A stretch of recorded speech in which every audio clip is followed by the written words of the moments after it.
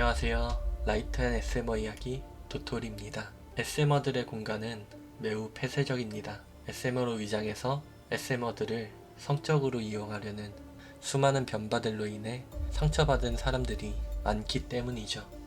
또한 SM어임을 아우팅 당하게 된다면 일상생활에까지 큰 지장이 생깁니다. 여러가지 크고 작은 이슈들 덕에 SM 세계는 입문하기에 어려운 점들이 있습니다. 특히 생소한 용어들이 많습니다. 그렇지만 우리는 대화를 해야 하니까요. 이번 영상에서는 간단하게 주요 용어들에 대해서 말씀드리겠습니다. SM어의 각자의 역할과 용어들에 대해서 정말 일부분만 설명드리겠습니다. SM어는 자신의 성향을 말할 때 다음과 같이 말하면 됩니다. 남자, 멜, 여자, 팸, 지배자, 돔, 피지배자, 섭. 예시로 나는 남자이면서 피지배자야 하는 경우는 멜섭이 되겠죠. SM어가 아닌 사람들은 바닐라라고 합니다. 일반인을 뜻하는 것이죠. 바닐라와 SM어는 성적인 부분에서 가치관의 차이가 있습니다. 그래서 성적인 영역에 대화를 하기가 어렵습니다. 이해를 하지 못하는 경우가 있고요. 조금 더 진지한 대화를 하고 싶을 때가 있지만 가볍게 생각하는 경우가 많기 때문이죠. 바닐라이지만 SM어인 척하는 사람은 변바라고 합니다. 변태 바닐라의 줄임말입니다.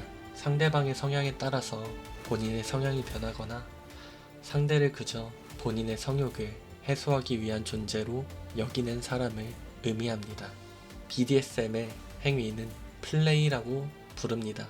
리깅, 스팽킹, 디그레이딩 등 모든 행위를 나타내죠. 플레이의 종류는 굉장히 다양하니 다른 영상에서 다루어 보겠습니다. SM어의 관계는 크게 4가지로 나뉘어집니다. 일플, 풀파, 디엣, 연디. 일플은 1일 플레이의 약자로 하루 단발성 플레이를 뜻합니다. 풀파, 플레이 파트너의 약자로 서로가 플레이를 원할 때 만남을 가집니다. 서로의 일상에 개입을 하지 않습니다. 디엣, 지배, 복종 관계이며 SM어 간의 연애라고 보시면 됩니다. 일상에까지 개입이 되는 형태입니다. 여담이지만 제가 목격해온 디엣은 매우 가볍게 종료되는 경우가 많았습니다. 하지만 디엣은 SM어 간의 가장 가까운 형태의 단어로 여러분은 가볍게 여기지 않았으면 좋겠습니다. 연디, 연애, 디엣 관계이며 서로를 사랑하는 형태이지만 플레이 상황에서는 디엣 형태입니다.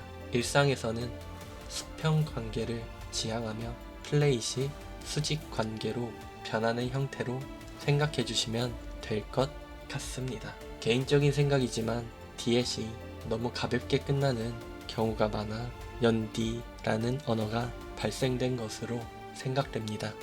애프터케어, 플레이 이후 몸의 상처를 관리하거나 심리적인 안정감을 주어 상대방이 회복하도록 도와주는 시간입니다. 플레이 상황은 서로에게 물리적, 심리적 고통을 동반할 수 있어 플레이 이후 서로를 돌봐주어야 합니다.